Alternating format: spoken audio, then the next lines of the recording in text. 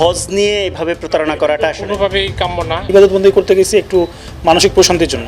হজের মানে আল্লাহর মেহমান এদের রেখে চলে আসবে, এটা চিন্তা করার বাইরে। এটা খুবই দুঃখজনক। আমি বলি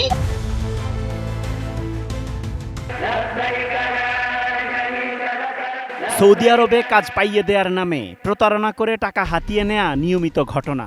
এবার ওমরা হজে নিয়ে 6 বাংলাদেশিকে মক্কার একটি হোটেলে রেখে অর্থ পরিশোধ না করে পালিয়ে চলে আসেন মুয়াল্লিম। এরপর মালামাল সহ তাদের রাস্তায় বের করে দেওয়ার হুমকি দেন হোটেল কর্তৃপক্ষ। এমন অপমানে কান্নায় ভেঙে পড়েন এক বাংলাদেশি ওমরা পালনকারী। জনপ্রতি 1,80,000 টাকা করে ওমরা পালন করতে যান তারা। মক্কার একটি হোটেলে তাদের থাকার ব্যবস্থা করলেও অর্থ পরিশোধ না করেই সেখান থেকে পালিয়ে দেশে চলে আসেন মুয়াল্লিম মোহাম্মদ আশরাফ। হোটেল কর্তৃপক্ষ তখন ওমরা পালনকারীদের উপর ক্ষোভ প্রকাশ করেন, দাবি করেন 2 ঘন্টার মধ্যে টাকা পরিশোধের। আল্লাহর মেহমান এদের রেখে চলে আসবে, এটা চিন্তা করার বাইরে। আমাদের একটা নিম্নমানের হোটেলে মক্কায় রাখছে এবং যেদিন রেখে গেছে তারপর থেকে ওনার কোনো কমিউনিকেশন উনি করেন, পালায় চলে আসছে।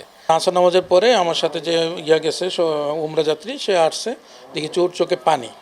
তো ঘটনা কি, তোমার চোখে পানি কেন? কয় হোটেল ম্যানেজার বলছে টাকা যদি দিতে পারেন দেন, আর নাহলে এই মাগরিবের আগে আপনাদের কিন্তু ব্যাড বেটিং সহকারে রাস্তায় নামাই দিব, আপনার কই থাকবেন না থাকবেন আমরা জানি না। গত রমজানে আল্লাহর সন্তুষ্টি লাভে এবাদত করতে গিয়ে এমন পরিস্থিতিতে পড়ে হতাশা প্রকাশ করেন ওমরা পালনকারীরা। ইবাদতবন্দি করতে গেছি একটু মানসিক প্রশান্তির জন্য, তো সেখানে গিয়ে যদি এই ধরনের মানসিক ভোগান্তির শিকার হতে হয়, কি যে একটা হ্যাসেল দ্বিধার মধ্যে আমরা এই পড়ে গেছি। তাই অবশ্যই আমি মনে করি যে এই ধরনের প্রতারণা, এই যে কমপক্ষে যে একটা আধ্যাত্মিক বিষয়ের সাথে যেগুলো প্রতারণা জড়িত, এটা যাতে অবশ্যই বন্ধ করা উচিত।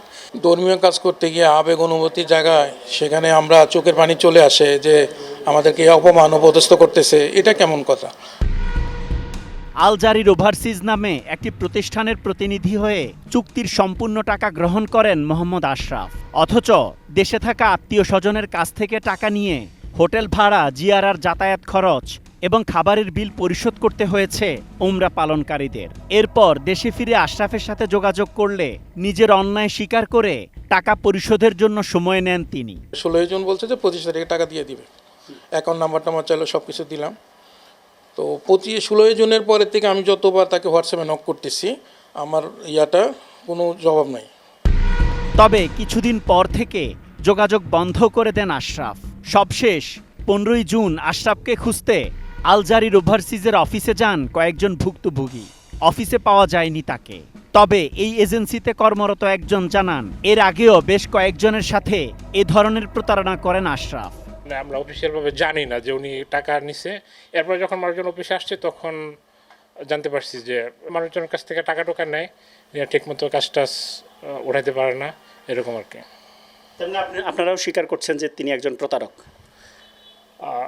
জি, অনেকটা এরকমই আর কি।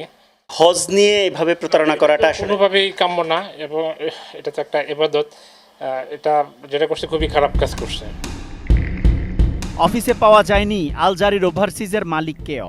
কথা হয় মোবাইল ফোনে।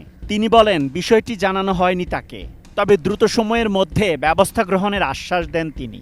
6 জন মানুষ যদি ওমরা হজে যায়, তাদেরকে যদি হোটেলে রেখে আসে, হোটেল কর্তৃপক্ষ যদি বলে আপনাদেরকে বেরিয়ে যেতে হবে, এটা আপনার দৃষ্টিতে স্বাভাবিকভাবে ঠিক কিনা? এটা খুবই দুঃখজনক। আমি বলি 25 তারিখের মধ্যে এই ঝামেলা শেষ করে দিই, 25 তারিখের মধ্যে। উমরা পালনকারীদের সাথে প্রতারণা বন্ধে দ্রুত পরিকল্পনা গ্রহণের আশ্বাস দেন হজ অফিসের পরিচালক মোহাম্মদ লোকমান হোসেন। যাতে করে কোনোভাবে প্রতারিত না হন এবং ওনারা যেন সঠিকভাবে ওমরা করে দেশে ফিরে আসতে পারেন, সেই বিষয়গুলোকে সামনে রেখে আসলে বিভিন্ন পরিকল্পনা গ্রহণ করা হচ্ছে। এই ঘটনায় জড়িত আশরাফের বিরুদ্ধে আইনি ব্যবস্থা গ্রহণের দাবি ভুক্তভোগীদের।